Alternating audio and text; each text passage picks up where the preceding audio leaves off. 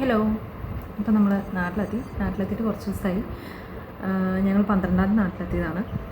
പിന്നെ 2 ദിവസം എൻ്റെ വീട്ടിലായിരുന്നു. ഉത്രാടത്തിൻ്റെ അന്നാണ് നമ്മൾ തിരിച്ച് ട്രിവാൻഡ്രത്തേക്ക് വരുന്നത്. അവിടുന്ന് എറണാകുളത്താണ് എൻ്റെ വീട്. അപ്പോൾ നമ്മൾ കൊച്ചിയിലാണ് ഫ്ലൈറ്റ് ഇറങ്ങിയത്.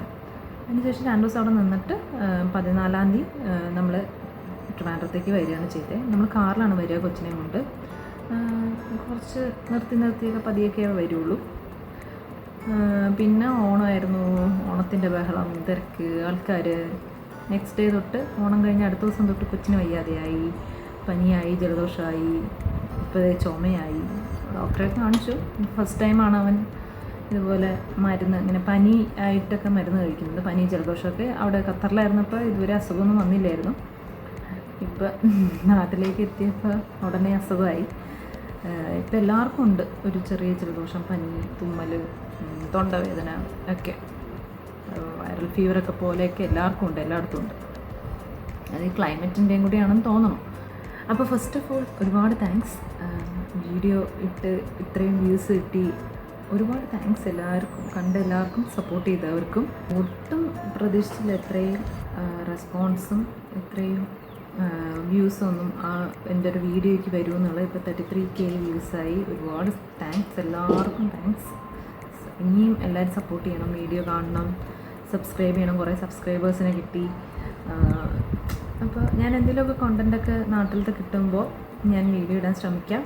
എല്ലാവരും സപ്പോർട്ട് ചെയ്യണം. ഒരുപാട് താങ്ക്സ് എല്ലാവരും റെസ്പോണ്ട് ചെയ്തതിന്. ഇനിയും വീഡിയോസ് കാണണം. അപ്പോൾ ഇന്നത്തെ വീഡിയോ നമ്മൾ കൊച്ചിയിൽ നിന്ന്, അതായത് എൻ്റെ വീട്ടിൽ നിന്ന് ട്രിവാൻഡ്രത്തേക്ക് വരുന്ന ഒരു ചെറിയ ജേണിയുടെ വീഡിയോ ആണ്. കൊച്ചിനെയും കൊണ്ട് ഞങ്ങൾ കാറിലല്ലേ വരിക. അപ്പോൾ അതിൻ്റെ ചെറിയൊരു വീഡിയോ ആണ്. എല്ലാവരും കാണണം, സപ്പോർട്ട്.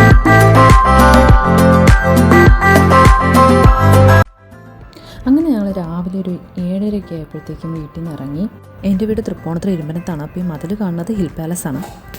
കാറിലാണ് ഞങ്ങൾ പോകുന്നത്. കൊച്ചിനുള്ള ബെഡൊക്കെ സെറ്റ് ചെയ്താണ് പോണേ. ഇങ്ങനെയാണ് ബെഡൊക്കെ സെറ്റ് ചെയ്ത് ഞങ്ങൾ പോവാറ്.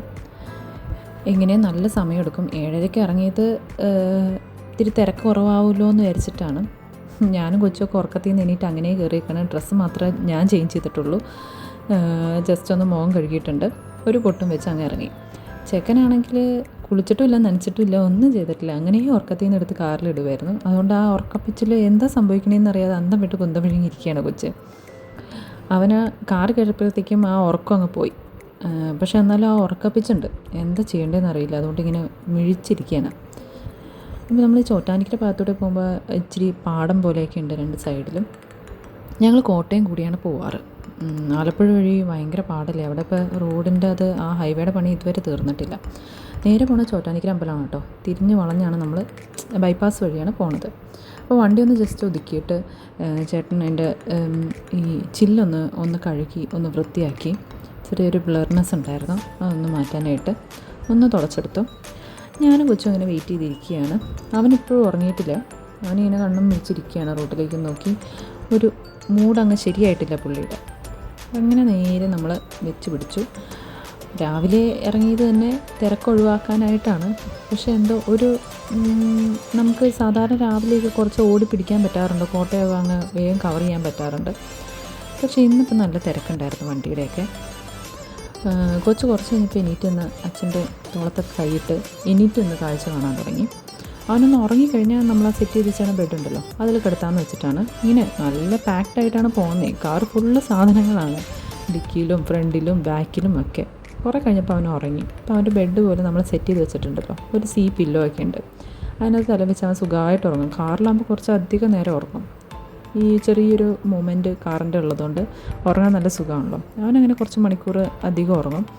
അപ്പോൾ ഈ ഷെയ്ഡ്സൊക്കെ വെച്ചിട്ടുണ്ട്. കൊച്ചിൻ്റെ മുഖത്തേക്കൊക്കെ വെയിൽ കുറച്ച് അടിക്കുന്നുണ്ടല്ലോ രാവിലെയല്ലേ. ആ വെയിൽ വരാതിരിക്കാൻ ഷെയ്ഡൊക്കെ വെച്ചിട്ടുണ്ട്. എന്നാലും ചെറുതായിട്ടൊക്കെ വെയിലടിക്കും.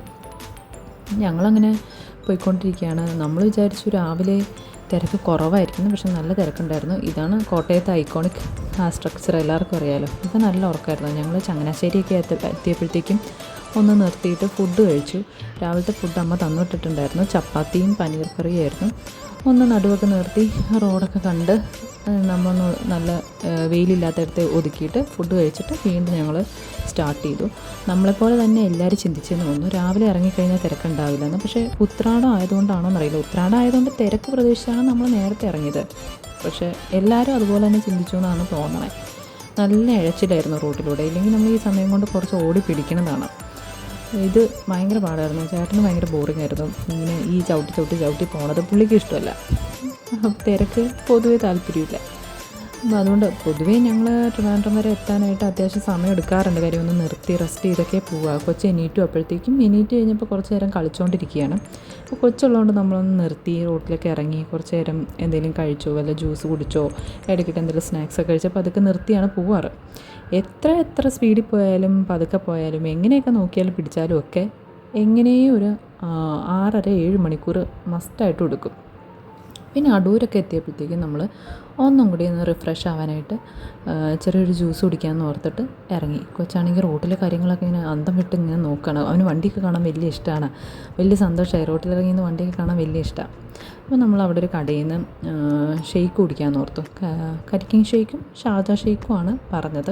അപ്പോൾ കുറച്ച് നേരം വെയിറ്റ് ചെയ്തു അത് ഉണ്ടാക്കുന്നിടം വരെ. അപ്പം നമ്മളിങ്ങനെ റോഡൊക്കെ കണ്ട് വലിയ വെയിലൊന്നും ഇല്ലായിരുന്നു ആ സമയത്ത്. അത്യാവശ്യം ചെറിയൊരു മഴക്കാറ് പോലെ ഉണ്ടായിരുന്നു. കൊച്ചിങ്ങനെ റോഡൊക്കെ നോക്കി നിൽക്കണം. പക്ഷേ ഇവിടെ നിന്ന് കുടിച്ച ഷെയ്ക്ക് എൻ്റെ പൊന്നോ, ഷാർജ ഷെയ്ക്ക് ഒരു വസ്തുവിന് കൊള്ളില്ലായിരുന്നു. അത് വേറെ. കരിക്കും ഷെയ്ക്ക് എന്ന് പറഞ്ഞ് ഞാനതാണ് കുടിച്ചത്. കുടിച്ച് ലാസ്റ്റ് ആയപ്പോഴത്തേക്കും ഗ്ലാസിൻ്റെ അടിയിൽ ഞാൻ ഓർത്തത് എന്ത് ഇങ്ങനെ ചോക്ലേറ്റ് വല്ലതും ഇട്ടിട്ടുണ്ടോയെന്ന്. ചെറിയൊരു ബ്ലാക്ക് ഷെയ്ഡ് കണ്ടപ്പോൾ എന്താണെന്നറിയില്ലല്ലോ. നോക്കി കുടിച്ച് തീരാറായപ്പോഴാണ് അത് കാണുന്നത് തന്നെ.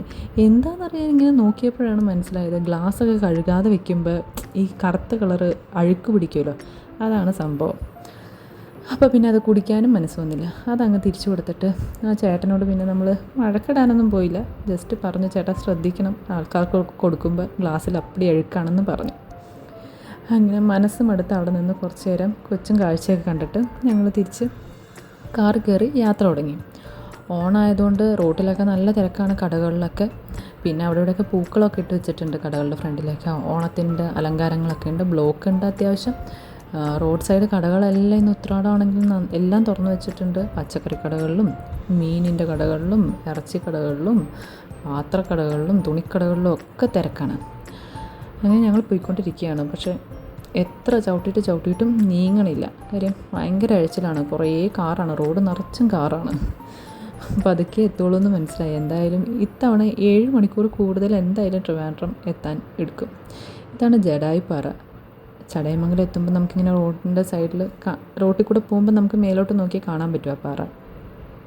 ഇത് നല്ല രസമാണ് റോട്ടിൽ കൂടെ പോകുമ്പോൾ അതിൻ്റെ വ്യൂ കാണാനായിട്ട്. നല്ല മേഘങ്ങളും ഒക്കെ ഉണ്ട്. അപ്പോൾ അതിൻ്റെ വ്യൂ നല്ലൊരു പ്രത്യേകതയായിരുന്നു, നല്ല രസമുണ്ടായിരുന്നു കാണാനായിട്ട്. കൊച്ചു പിന്നെ അവിടെ നിന്ന് എണീറ്റ് കുറച്ച് നേരം കഴിഞ്ഞപ്പോൾ പിന്നെയും ഉറങ്ങി. അത് കഴിഞ്ഞാൽ ഒരുറക്കം കഴിഞ്ഞ് അവൻ എണീറ്റു.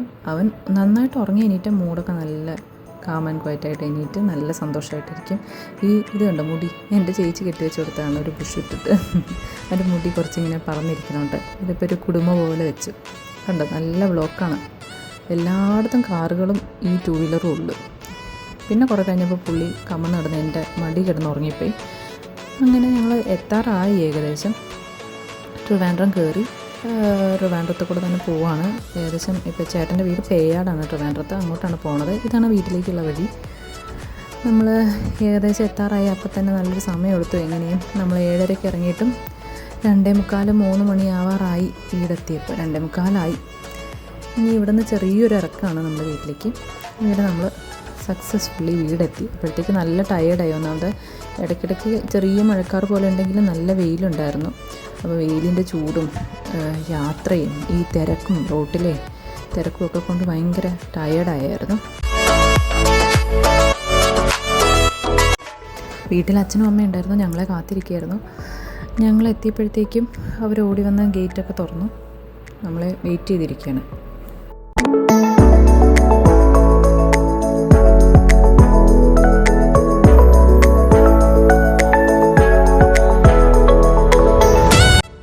ഫുഡ് കഴിച്ചാൽ നന്നായിട്ടൊന്ന് കിടന്നുറങ്ങിയാൽ ഇനി ആ ക്ഷീണമൊക്കെ അങ്ങ് മാറുള്ളൂ.